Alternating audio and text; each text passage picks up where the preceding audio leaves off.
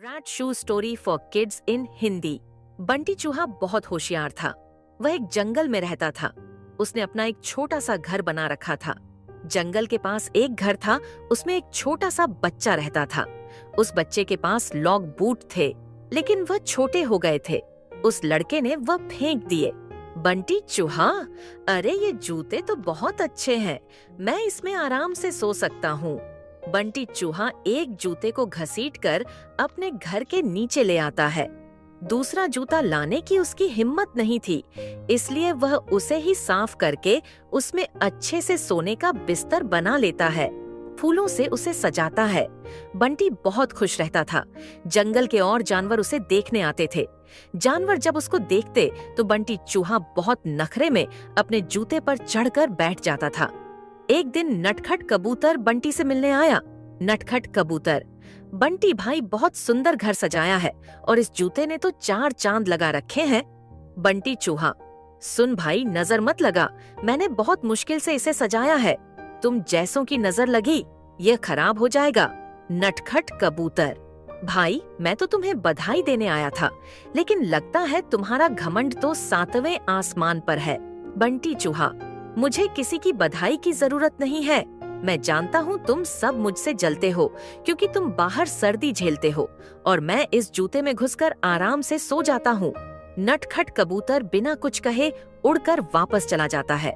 अब बंटी चूहा सारे दिन घूमकर खाना खाता और रात को अपने जूते में आकर सो जाता था।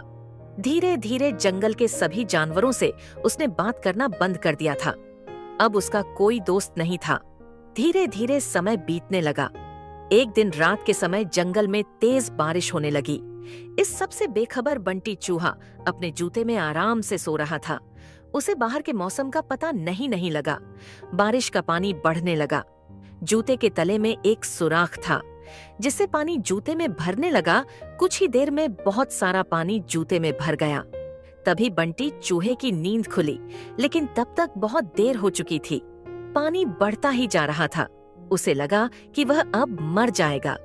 बंटी चूहा जोर जोर से चिल्लाने लगा, लेकिन बारिश की आवाज में किसी ने उसकी आवाज नहीं सुनी। बंटी चूहे को अपनी मौत साफ नजर आ रही थी। वह जोर जोर से उछलने लगा। उछलते उछलते वह जूते से बाहर निकलना चाह रहा था, लेकिन जूता इतना लंबा था कि वह बाहर निकल ही नहीं पा रहा था। इधर दूर एक घोंसले में नटखट कबूतर अपने बच्चों के साथ बैठा था। नटखट कबूतर, बच्चों, लगता है किसी के चिल्लाने की आवाज आ रही है, कोई मुसीबत में है।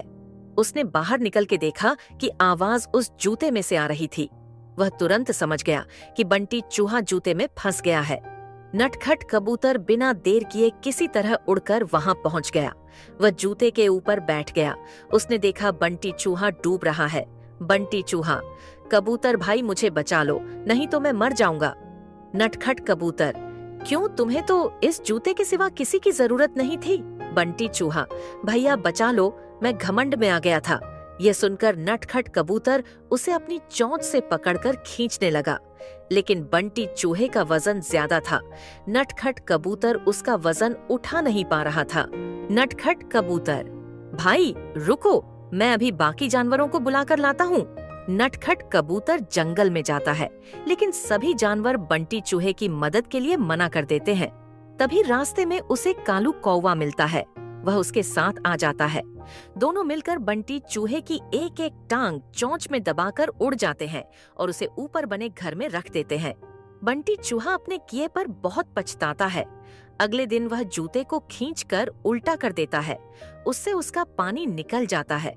उसके बाद वह उस जूते को घसीट कर ले जाता है और नदी में फेंक देता है। यह देखकर नटखट कबूतर और कालू कौवा बहुत खुश होते हैं। फिर बंटी चूहा सब जानवरों के पास जाकर सबसे माफी मांगता है।